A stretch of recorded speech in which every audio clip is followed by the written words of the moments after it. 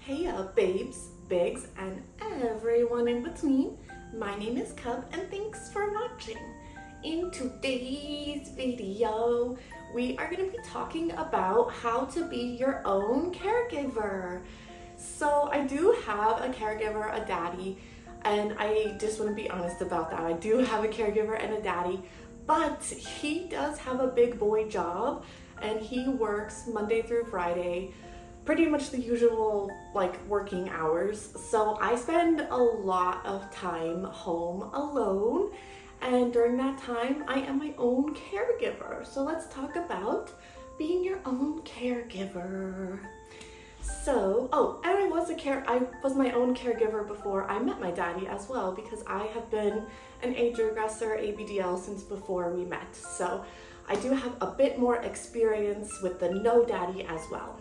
So what I like to do to kind of be my own caregiver is, for Littlespace time specifically, I like to make a little nest, basically. I don't really know what to call it other than like a little nest. I like to make a little, I like to make a little nest. And I just got this little playpen. I got it from a yard sale. So I just cleaned it off and set it up, and I am in the process of making my little nestie. So I figured we'd talk about what I do for myself and my baby self as my own caregiver. So for the process of a nest, I usually do like to be on the floor, but wherever you're most comfortable, bed, couch, chair, floor, whatever. I do like to have a little nest. I get blankets and pillows and stuffed animals and all of that good stuff.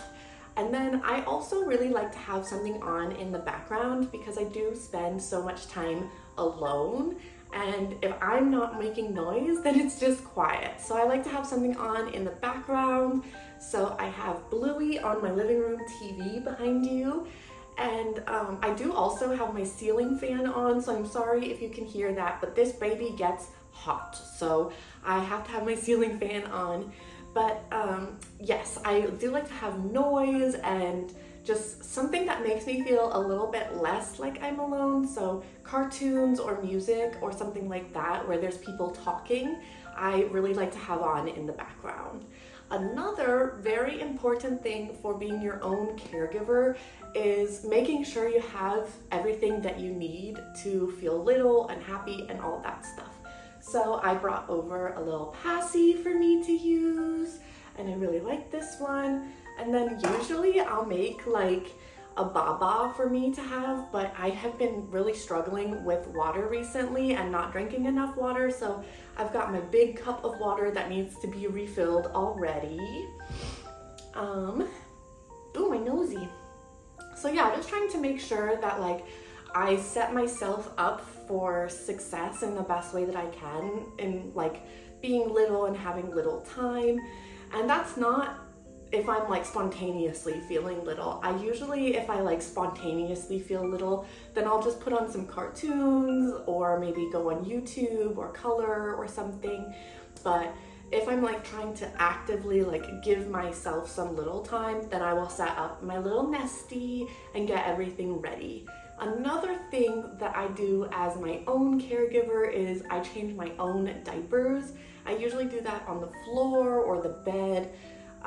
And actually, I think it's Unhinged Goblin or Ali. She actually made a YouTube video about self-diapering recently, so you should go check that out. Very informative. Love it. So yeah, that's a lot of what being my own caregiver means to me. Another thing that I feel is very important just for littles in general is to kind of work on your self-acceptance and giving yourself the space to be little and be needy and take up room and be silly and all of those kinds of things. So I really like to just try and give myself the permission to be little if I feel like I want to be or need to be, and just kind of tell myself it's okay to be little, it's okay to feel like I need to have some little space time or need some extra little space time, and it's okay if I need to rest or blah blah blah blah blah. So just kind of giving myself permission and working on that like self-acceptance piece, I think is a big part for being my own caregiver. The other thing that I like to do as my own caregiver is have cute outfits on and things like that. So I will put on like a onesie or just like a cute pair of shorts and a top or something like that, depending on weather and all of that stuff, just to help my headspace a little bit more. Like if I want to feel more little but I'm not wanting to wear a diaper or not in a situation where I can wear a diaper, then just changing my outfit or my hair accessory or whatever, that can be really helpful to me. So I really like to change my clothes or my outfit or have clothes that are kind of within my aesthetic as a little for my big girl headspace as well, because for me they're very intermesh. My big girl headspace and my little space kind of freely exist within me. So most of my clothes are very cutesy, very like childish, very kidcore, and I really like that. Even when I'm not feeling little, I just really like cute things, and that's okay. So what else for being my own caregiver? I think that really the most important thing for being your own caregiver is just knowing what you need and what you kind of expect or know, or kind of what you would expect or need from a caregiver, and just doing it for yourself. So if you want a baba, then you can go get a baba. If you want to be in a diaper, then you can go put yourself in a diaper.